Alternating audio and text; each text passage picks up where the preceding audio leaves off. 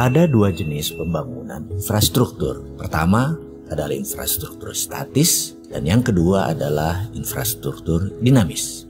Pembangunan jalan tol, pelabuhan, bandara adalah kategori sebagai pembangunan infrastruktur statis. Sifat dari infrastruktur statis adalah penunjang kegiatan infrastruktur dinamis. Karena itu infrastruktur statis dibangun di banyak negara setelah siap pemakainya. Di Amerika misalnya di tahun 1940 sampai 1961, Amerika membangun infrastruktur statis besar-besaran. Tujuan utamanya adalah menyediakan pemanfaatan untuk industri otomotif Amerika. Mereka membangun jalan lebih dari 25.000 km. 9 dari timur ke barat, 11 dari utara ke selatan, dan terus dibangun akar-akar jalan tersebut. Apa yang terjadi adalah industri otomotif mereka tumbuh di atas 15% per tahunnya. Sisi lain negara Cina membangun infrastruktur statis di awal tahun 90-an hingga tahun 2010. Hanya sisi timur negara tersebut yang dibangun, kemudian baru ke arah tengah.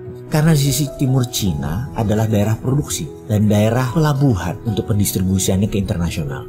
Membangunnya terbesar pun adalah jalanan dan rel kereta api. Tujuannya tak lain adalah mempermudah distribusi produk, mempermudah penunjang infrastruktur dinamis. Jadi infrastruktur dinamis adalah sektor industri. Seperti Amerika membangun industri hulu penyediaan bahan baku, menyediakan untuk pabrik-pabrik otomotif mereka, pabrik pengolahan biji besi, steel foundries, kemudian juga produksi perminyakan mereka, gasolin untuk bahan bakar mobil tadi, industri pangan, itu semua dikatakan sebagai infrastruktur dinamis karena tujuan disebut dinamis adalah bergerak mengikuti kebutuhan pasar. Seperti juga sisi lain Cina. Cina membuat peraturan mendukung infrastruktur dinamis dengan peraturan yang super bebas. Cina boleh meniru, melakukan imitating. Cina di tahun 90-an, 2000 masih dikatakan sebagai imitating country, negara peniru. Sekarang Cina disebut innovating country, negara pencipta. Kita semua tahu kata-kata bijak dari Pini Sepuh kita yang mengatakan Allah bisa karena biasa. Jadi setelah biasa meniru,